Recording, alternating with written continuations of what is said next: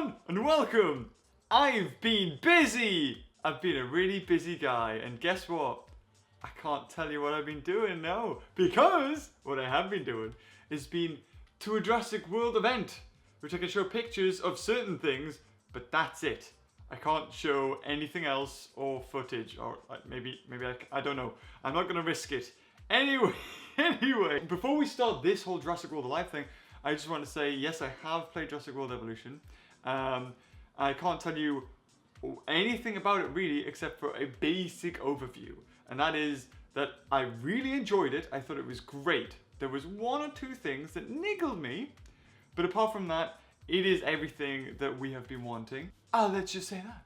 I really enjoyed it. But no, today we're here for Jurassic World Alive, and that is because Jurassic World Alive in the Canadian App Store it's alive. A user, hold on, I'll get the name up so I can actually name this person correctly. A user named Rabe Does Stuff, hopefully I'm saying that right, tweeted at me saying, oh, I've got like working. And so with this video also comes loads of answers to things that we wanted to know for Jurassic World Alive, and that's why we're doing this video, because now we can finally learn a little bit about the game. So it opens up on a very Pokemon Go-esque sort of style. You've got a few dinosaurs in the vicinity, and if you're close enough, you can interact with those dinosaurs. And it appears to be, instead of throwing a Pokeball, you shoot or extract DNA from these dinosaurs by launching darts at them in a similar way that the Pokeball did, except for, just like the Pokeball, depending if you got it on the little circle or the big circle, you get different points.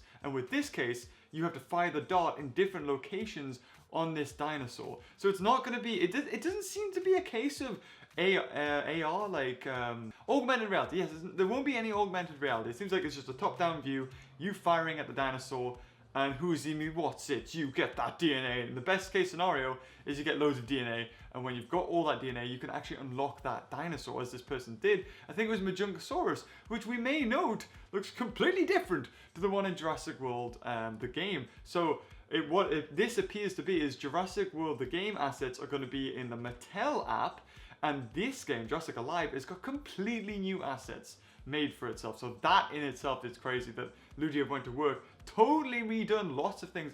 I think Dinosaurs in there, and it does look relatively similar, but apart from that, most of the dinosaurs are completely different to the Jurassic World the game counterparts. Another thing to note is that Pokestops seem to have like two prizes. There's like a good, I think probably a good one and a bad one. We don't know how that's going to, like how long they're going to recharge for, and if the prizes change at the moment. What we do know is now we know how that works. And to make a dinosaur, you need DNA. But the interesting thing comes from some other screenshots of a completely new hybrid that wasn't even in Jurassic World the game. That's right, I know Jurassic World the game had a lot of different hybrids, but this seems, I think it was Nundukasaurus and Enosaurus to make this completely new one, and you get coins from it.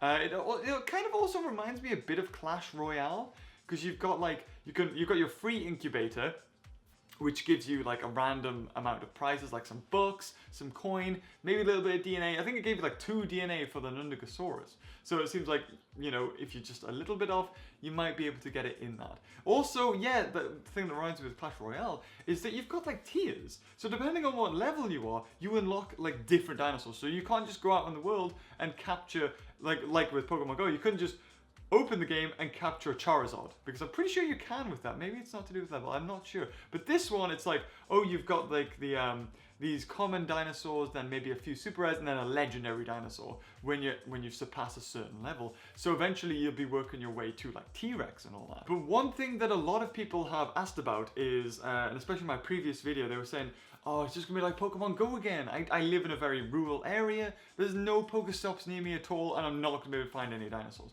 Well, they actually have a fix for that, and that is a thing called a drone. Now, we don't have footage of this, but, or at least, maybe there is, maybe I'm completely missing it. Maybe there is, who knows? But I know for a fact that you can send a drone out in the world. So let's say there was no there was no Pokestops around you or anything like that, but you can send out this drone and it'll come back with a dinosaur, and you'll be able to dart it. Just like you see with that, you can dart it with that drone instead of being right next to it. So that's a pretty handy feature. And it seems like batteries are probably going to be the currency of that drone, because there's batteries, there's DNA, there's coins, and there's books. And to make a hybrid, it's coins. I'm guessing books are to speed up. As far as battling, I think you need to capture 4 different dinosaurs to at least unlock that. We don't know anything about gyms, or as I quoted them, like maybe territories. They're like, territories? That might be in this game. We don't know about that just yet. Like I said, because the app is out in Canada, so if you're in Canada, go download it now and have some more fun. So here you go, unlocks at 90. See, I actually have the image in front of me now. So we have this list of dinosaurs. Ooh, that's interesting. Okay, so we've got an Apatosaurus, we've got a Nundicosaurus, we've got a Stegosaurus, we've got a Velociraptor, we have a feathered raptor, which could be Dakota Raptor, it could be even Utah Raptor, and then T-Rex. And that is number 1 Fallen Kingdom. So to me, well, yeah, maybe that's the best one, Incubator Dinosaurs. And then we've got another image, which is to Mount Sibo. So that's the actual volcano itself on Isla Nublar. And that seems to unlock the Allosaurus from the film, I think that is. Enosaurus, Parasaurolophus, okay, yeah, gotta have that in. Dimetrodon, some sort, probably Minmi. We've seen Minmi like put a lot in these games. So it could be Minmi, it could be Eupocephalus, and then Ankylosaurus. Then we got Lockdown. So these are getting more and more. So T-Rex is going to be a dinosaur you have very early on. Then you've got what seems to be an Edmontosaurus, a Monolophosaurus, or Guanlong it could be. See, this is the thing with the dino community. They're like, no, you idiot, it's obviously this. I don't know. It's Jurassic Park. Dilophosaurus. That looks like it could be an Iguanodon. Possibly Tarbosaurus? I think that could be, and then some other theropod carnivore. Not too sure what that legendary is. And then at the bottom we got 4 Nublar Jungle. Oh god, we've got loads of weird, like Triceratops, Kentrosaurus, Sinceratops, I think that might be, and I don't know about the other 2. Woosaurus. That's the Stegosaurus thing I was thinking of. So it seems like once you get a level 5 of Enosaurus and Nundicosaurus, you can make an Enosuchus or Nundisuchus. So you can make an Enosuchus, which is a rare. It costs 20 coin to make, and it's possible that it's going to be books to speed up. So really, if that's the case, books you don't have to worry about. You get them in the incubators, you can speed things up, and even, I think, buy other incubators for them. Like, it seems that there was also like a free incubator, a bit like with Jurassic World the game. You have the free card pack and the other ones that you have to buy. It seems like with this case, you have exactly the same situation going on, where you can buy, and with Clash Royale as well, especially with the chests. So if you wanted to, you probably could speed through and get loads of like a pay to win situation, and I guess it kind of is if there is a territories and you choose a team. Really, it's, again, like we still don't know what that means, but that pretty much gives us a overall view of how Pokemon Alive is going to go. Very similar to Pokemon Go. I mean, this is what I wanted. If they were going to do this, I wanted it to be a case of they looked at Pokemon Go and they saw what to do right. They were like, okay, no server issues. We're gonna have, if people are in rural areas, we're gonna have a way for them to get dinosaurs. And those 2 things alone, just right there, should fix that problem so much. I don't think it's gonna be as big as Pokemon Go. I don't think anything could be, since Pokemon Go kind of took over the world. And maybe for a lot of people, it's like, nah, I don't want to get invested again. And we've already seen it before. But this could be like a really big game. I feel like it's either going to be a really big game or people are just going to ignore it. It's going to be one to either way. I'm going to cover it when I can.